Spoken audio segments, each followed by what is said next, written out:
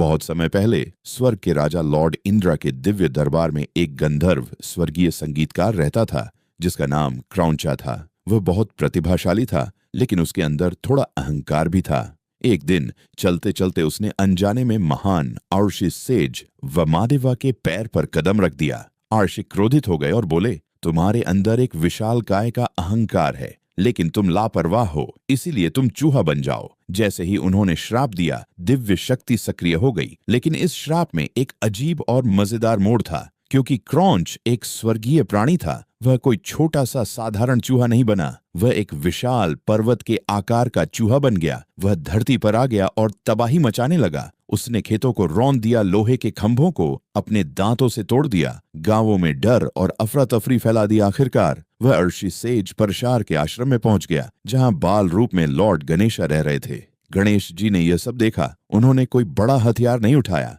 उन्होंने अपना दिव्य पाश जादुई फंदा उठाया। वह पाश आकाश में उड़ता हुआ चमकने लगा और उस विशाल चूहे के पीछे दौड़ा।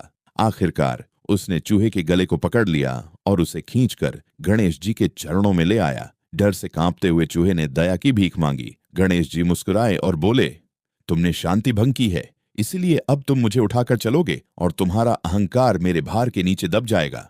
गणेश जी उस विशाल चूहे के ऊपर बैठ गए। तुरंत चूहा चिल्लाया, प्रभु, मैं चूहा हूं, हाथी नहीं, आप बहुत भारी हैं। गणेश जी मुस्कुराए और बोले, एक सच्चा वाहन अपने स्वामी का भार उठाता है। चूहे ने विनती की, प्रभु कृपया हल्के हो जाइए ताकि मैं आपकी सेवा कर सकूं। तभी एक दिव्य चमत्कार हुआ। गणेश जी तुरंत हल्के हो गए। चूहे का अहंकार टूट गया, वह विनम्र और भक्त बन गया। उसी दिन से उसका नाम पड़ा मूषक राज, चूहों का राजा। कहा जाता है कि मूषक राज अंधेरे, रहस्यमयी और कठिन रास्तों में भी आसानी से रास्ता खोज सकता है। इसीलिए गणेश जी कहीं भी कभी भी पहुंच सकते हैं।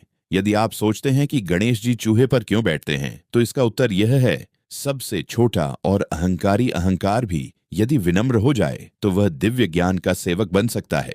बुद्धि और समझदारी से सबसे बड़ी समस्या को भी अपना सच्चा साथी बनाया जा सकता है।